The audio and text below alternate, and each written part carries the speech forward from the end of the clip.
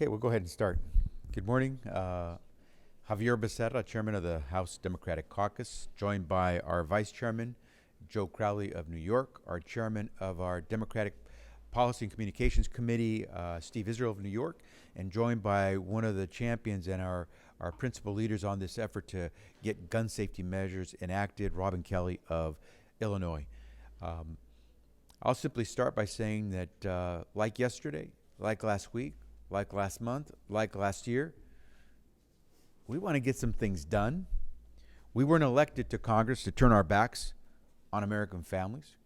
We got elected to lead, to govern, to stand up for the values that have made this nation so great and so unique: freedom, opportunity, giving our families this chance to know that they can send their kids to school safely and let them learn and let them perhaps be the first to go and get a college degree, to earn a dignified living, working hard, having a wage that pays you enough so you can feed your family and do the things that make it possible for you to retire.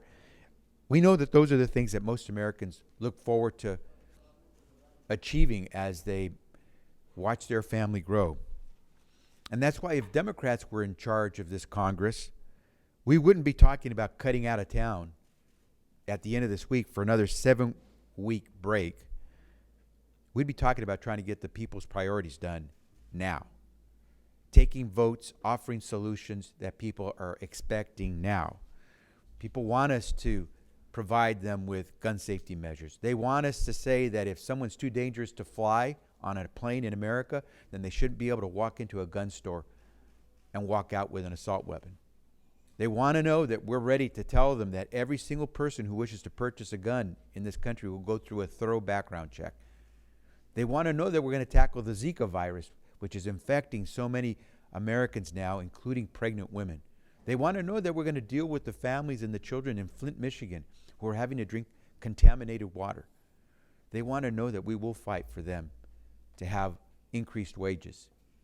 They want to know that students in America who are going to be the first, like I was, in their family to go to college won't be so saddled by student loan debt that they're going to have to make choices based on what they owe, not on what they learned.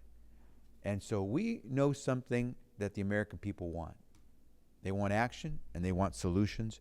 And we're here to say to our Republican colleagues, rather than take another break, this time for 7 weeks, in fact, followed thereafter within a few weeks with another 2-month break, how about we get some work done? How about we stay here in Congress and actually pass some of these bills that 9 out of 10 Americans support for gun safety? How about we actually show the American people that we understand why they elected us, to get our work done? That's why we're here, and that's why it would be different if we were in charge, and that's why we know in 2017 it will be different. Working with President Hillary Clinton, a Democratic Congress would get these things done and get them done right away. With that, let me yield now to the Vice Chairman, Joe Crowley. Thank you, Mr. Chairman. The dead of night, a number of weeks ago, during our sit-in on the House floor, Speaker Ryan adjourned the House, essentially ending the session for that week, that Thursday and Friday. All legislative business came to a halt that week. In a closed-door meeting, Speaker Ryan announced there wouldn't be a vote on anything related to gun violence this week. In a closed-door meeting, he did that. In public, he expresses concern and sadness. We've all seen and witnessed the 1 minute of silence on the floor. But when it comes to actually getting something done, Speaker Ryan remains silent. The American people are demanding a vote on common sense gun safety measures. They want to know whose side this Congress is on. And the Republicans have made clear they are on the side of gun lobbyists, gun makers, and not the American people. We want to vote, we demand a vote before we leave here. Anything else is simply pandering. And not just on this issue. The chairman is absolutely correct. Things would look very different if Democrats were in charge of the House of Representatives. Instead of running down the East Steps after the last vote, we'd be passing meaningful legislation to help prevent gun violence in our nation. Instead of silence in the hallways, you'd be hearing about how we would deliver on the president's request to fully fund and combat the Zika virus. Instead of canceling meetings and events, we'd have discussions about how to best help the people of Flint, Michigan, and pass the Kildee bill. Instead of messaging bills meant to attack the president and Hillary Clinton or women's health or the LGBT community or the Muslim community in our country, we'd work on legislation to improve our economy, help American families, strengthen our nation's security, and build brighter futures for all Americans. Instead of obstruction after obstruction, delay after delay, excuse after excuse, House Democrats would get things done. That's what we're about, accomplishing the possible for the American people instead of running out with our tails between our legs after the last vote. We're even told in the dark of night they may be contemplating scurrying out of here on Thursday, maybe Friday, leaving such important work undone. That simply is not acceptable. The American people demand more of their Congress, the Republican Congress. And we're willing to stay here for as long as it takes to accomplish and tackle these important issues for the American people. And with that, I'll turn it over to the Policy Communications Director, Steve Israel. Thank you, Joe. Thank you, Mr. Chairman. Thank you, Robin Kelly. I'm going to be very brief. Look, I know House Republicans like the notion of 3-day weekends. This is a 7-week weekend. And it is a fundamental abdication of their responsibility to keep the American people safe. Our constituents, whether you're Republican or Democrat or somewhere in between, you expect that Congress will keep working to keep you safe. And this Congress has chosen, under Paul Ryan, to go home, to leave Washington. If we were in session on Friday, and if Democrats were in charge, by the end of the day on Friday, we would have passed no fly, no buy. We would have passed expanded background checks. We would have passed the investments necessary to protect our constituents from Zika. The last thing in the world we'd be doing is getting in our cars, going to the airports, and scurrying home. And I'll just make this final point. If Paul Ryan's plan is to send his members to the comfort of their district, believing that they're not going to face pressure at home, he's got another thing coming to him. We're going to keep the pressure on. We're going to keep the heat on. If not here, then there, everywhere we have to, until we get a vote on keeping the American people safe by passing no fly, no buy and expanded background checks and the other things too. And with that, on the topic of keeping people safe from gun violence, one of the true leaders in our caucus from Illinois, Robin Kelly. Thank you, and thank you, Chairman, for including me. I simply cannot believe that there is a possibility that I'm going to go home Friday, or the likelihood, and we have not taken any action on gun safety, on the bills that you've heard about. I'm going back to the Chicagoland area, which already has suffered from so much carnage, so much murder. And you know, in the summer, it tends to increase, not decrease. Our job here is to protect and secure the American people, and we are not doing that, whether it's water, whether it's Zika, or whether it's gun violence.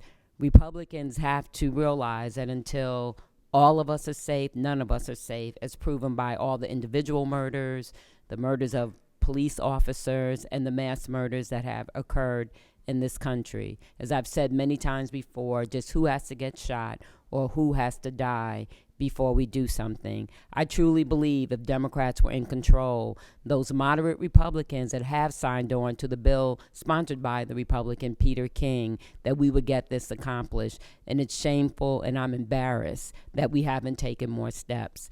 I'm in it to get this done, and we will not be moved. We will not be turned around. We are determined, no matter how long it takes, to see this happen. Thank you. Robin, thank you. We'll take some questions. Mike. You say you're going to go back and put pressure on these guys in their home districts, but you go back to Democratic districts where these things are very popular. They go back to Republican districts where they might not be so popular. Are you going to go into their districts and stage events? What do you do? Well, I go back to Illinois, and there's a group in Illinois already looking at visiting the speaker in his district, which is Wisconsin, right above us. And also the other thing, as far as the guns that come into Illinois, the majority come in from Indiana, but the number 2 state is Wisconsin. Go ahead, Joe. Go ahead, Joe. I would only, Advocates that want to put the pressure on him, and of course, we need people from Wisconsin that maybe he'll listen to a little bit. I just remind the American people that a massacre took place, a slaughter took place in Speaker Ryan's district. The Oak Creek massacre of a Sikh temple took place in his district. I think there are many people in this district who are very concerned about gun safety and how that was able to happen in America, where people are going to worship, that they are not safe, whether it's in Charlestown, in South Carolina, or in Oak Creek in Wisconsin. Not safe in a temple, not safe in a church, not safe in a school, not safe in a nightclub. This is not about a Democrat or Republican issue. This is about an American issue and finding a solution to it. And they simply refuse to bring anything up. They said last week they bring a bill up. They couldn't even bring a bill that the NRA wrote. The NRA and the gun lobby wrote the bill, and they couldn't bring it up. That's how out of touch the Republican Congress is with the American people today. And that's what we're talking about. They are simply out of touch. And Paul Ryan, of all people, has had a massacre in his district. Not every member of Congress can say that. He can, unfortunately. He, of all people, should know that his own constituency is at risk because of his and the Republicans' lack of movement on comprehensive, smart, acceptable, no-brainer gun legislation. Republicans, NRA members, Democrats, all Americans agree we should pass these measures. No, it's good. Heather? Yeah. For any of you, do you think it was appropriate for sitting Supreme Court Justice Ruth Bader Ginsburg to criticize presumptive Republican presidential nominee, calling him a faker, and saying that joking that she would move to New Zealand possibly if he's elected president? Was that appropriate for a member of the Supreme Court? I hadn't heard the comments. Let me say, Con Man Don is a snake oil salesman. I'm not suggesting I'm going to fly or move to New Zealand, but let me tell you, some of the things that have been expressed about him are true. It's pretty accurate. He attacks women. He attacks Muslims in our country. He attacks the least amongst us. Instead of focusing on what is obvious to everyone, including a Supreme Court justice, it's obvious to every American that I don't think he's not qualified to be president of the United States. And I think we have to stop these distractions. The reality is he's a con man. He has made his living on protecting his name and labeling others. He constantly, part of being in public relations and in marketing is securing your name and attacking the other brand. He's an expert at it. He continues to do that. But he can't fool the American people. The wisdom of the American people will outshine all. And I know that come election day, he will not be president of the United States. For a sitting justice to be saying that. I think the sitting justice said was just obvious to every American. Can I just add on that? Just because you become a Supreme Court justice, you don't lose your First Amendment rights. And we obviously want our justices, all our judges, to be very circumspect in how they comment on matters that may come before them. But I think in this case, we're talking about comments made by an individual in this country who has a right to speak, and it did not impact any particular case that's come before her. So I think we can move on. I disagree with her. I think she should have said that Donald Trump should move to New Zealand. That's what I meant to say. Can I ask, it looks inevitable that there's got to be a CR. Do Democrats have a position yet on the CR, how long it should last? Some Republicans have said it should last into next month to avoid a late duck. What do Democrats think? Well, I don't think we condone doing budgets for not just a small business on Main Street, but for the largest economy in the world in a piecemeal fashion where we go a few weeks here and a few weeks there before we shut down the whole thing again. We're not interested in that. There was a deal. Republicans are reneging on the agreement that was reached last year on the budget. The reason we're talking about a continuing resolution, another one of these short-term budgets that doesn't work for anyone, is because they're reneging on their own deal, which perhaps explains to the American people why it's been so tough to get anything done in this place, because there's this mindset of obstruction that has infected Washington and Congress, and now we're driven by this culture of dysfunction, which Republicans are manifesting every day. A continuing resolution is simply a product of a group of members who are unwilling to live up to their own end of an agreement, and that's why we're here. That said, would Democrats support a CR, or would they oppose any CR at this point? We support what was agreed to last year, a budget that moves us forward, lets us make investments. We're not supporting this dysfunction among Republicans who say that they can't now follow through on their own commitment. Can I just say, on that point, I actually have to leave, Mr. Chairman, because we have a markup in approps labor H that's going to be eternal. So I would just leave you with this on your question about what's going to happen in districts. Look, I cannot predict the weather this August. I can predict that if you're a House Republican, it's going to be a hot political summer. And we're going to use every mechanism we have to continue to turn up that heat. Thanks, Mr. Chairman. Any other questions? Yes.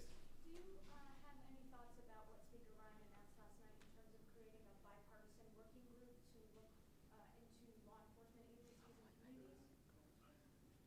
Go to it. I think that's a good first step, as long as everyone has equal say at the table and that what we come up with is implemented. That's the important thing. This is a good first step, but I think that we need to make sure we follow through on good, sensible suggestions or policy or legislation that is developed. And I'm on that group. I would only add, obviously, anything that will help move the country forward on the issue, but we do know the overwhelming support for the measures that we have proposed, no fly, no buy, and the expansion of background checks. I think I would have been more heartened had the Speaker called for a select committee. We've seen it happen all the time on political issues that come up. If he had taken an opportunity to use it what it's really for, and that is to address issues of concerns to the American people that are immediate, that may, not, be something that can go through the legislative throes that we go through that can be extensive and long. We know what some of the solutions are and need to bring them to the floor as soon as possible to give the American people a sense that we understand, that the Congress and the Republicans understand the pain that America is feeling right now. It's not enough, in my opinion. It's something, but it's certainly not enough. It doesn't massage us in any way, shape, or form. As the chairman has said, we're not going anywhere on this issue. This issue is front and foremost in our minds, but more importantly, it's in front and foremost in the minds of the American people. That's what we're reflecting here in Congress today. I'd like to add something on that as well. I take Speaker Ryan at his word. Here's the difficulty. We're going to be gone for 7 weeks. When does he propose to announce this bipartisan working group? And when will this bipartisan working group have an opportunity to work, given that after we come back in 7 weeks, we'll be in session for maybe 3 weeks, and we're hearing rumors that they want to cancel part of that 3 weeks, and then we're gone again until after the elections. So as much as I want to take him at his word, it's sure difficult to trust Republican leadership these days on what they say, because what they do is very different from what they're now saying. If he's serious, we would have had this bipartisan working group working yesterday. He would name it today, and we would start working tomorrow, not get ready to cut out of town for 7 weeks. The second thing here is, what is it about no fly, no buy and expanded background checks that Speaker Ryan doesn't get? I guarantee you, if he goes back home, the majority of people in his district, including Republicans, would say, absolutely, please pass no fly, no buy and expanded background checks. There is bipartisan support, not bipartisan support. There's overwhelming Democratic, Republican, gun owner support for these two measures. So what is it about the big words that are looking right at us that we don't get, that we need to now impanel some group that may form at some point in the future to look at something and tweak it a bit and then come back, and before you know it, time is gone. And guess what? In between, in Robin's district, in Joe's district, in my district, people will die. And so this is the difficulty we have. How do you trust this Washington elite that thinks they can say things but never do things? It's time to deliver, and that's why we're That's why we sat in Congress. That's why we're not going to stop, because maybe we'll survive this stuff, but we know there's some American, as Robin Kelly always says, that won't be here tomorrow.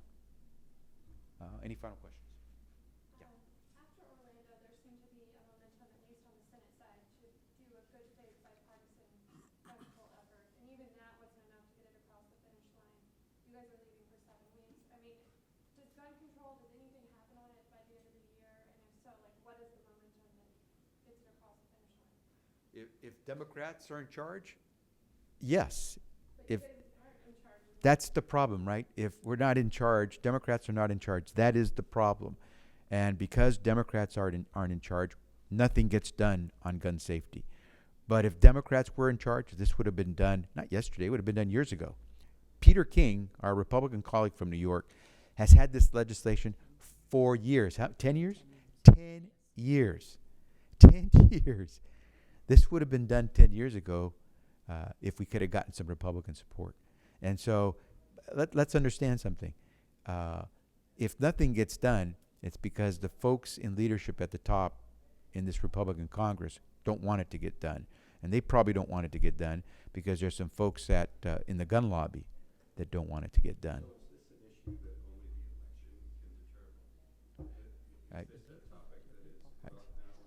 Let me let my colleagues respond as well, but I'll just say this to Rob and Kelly's point. We know someone's going to die. And so why should we wait till there's an election to do what we know should be done and that 90% of Americans support? Let's do it now. I also think that's why we're going back to our districts and cultivating so much support. That's why we're having people come tomorrow. And what I always tell people, we do what we do, but they're also the cavalry, and they need to put the pressure on. And hopefully people will listen to their individual constituents. I know we say 90% of Americans want this, but they need to hear from their constituents. We need to flood their phones, send postcards, whatever we need to do to put the pressure on them. And perhaps that, you know, are you listening to your constituents, or you're more afraid of the big gun lobby? I would just add that this is a life and death issue. This is bigger than politics. This is bigger than whether Democrats take control of the House of Representatives or Republicans remain in control of the House of Representatives. You've heard it said repeatedly throughout these past 4 weeks, quoting Lincoln, that public sentiment is everything. And the public is speaking to us through polls, through our constituency, telling us what they would like us to do. The polls even indicating that gun owners, Republicans, Democrats across the board, well over 80%, agree that we should address this issue. But public sentiment is everything. If the Republicans leave here before the elections without accomplishing anything, then there is a vehicle by which the American people can send a message to them. And I think if they fail to address this issue in any meaningful way, it's not because we wanted to, but the American people are going to speak in volume to the Republican caucus. It's not going to be pretty either. And I think they need to act to address this issue before they leave because it's the right thing to do. It's going to help save American lives, and that's what the American public wants us to focus on. One more thing, the sit-in and the filibuster, there were gun owners that are legislators that sat in and participated in the filibuster. It's not an anti-gun thing, but we have gun owners in Congress and the Senate that participated with us because they believe we need background checks and no fly, no buy and other things too, but particularly those two bills. Yeah. You mentioned the King idea has been out there for about a decade. What about when you guys had the majority in the House? I mean, you regret not. Yeah. If you take a look at the votes, what you'll find is for the most part, Republicans would block the initiatives from being able to move forward. Typically in the Senate, we've always had difficulty getting to 60 votes. And that's the rub here is the gun lobby knows it can use any number of methods to try to stop the majority of Americans and majority of members in Congress from getting things done. And it's unfortunate that these procedural gimmicks can be used to keep us from providing the safety that most Americans want. I would urge, as both my colleagues have said, that if you really do care about this and you're out there in America,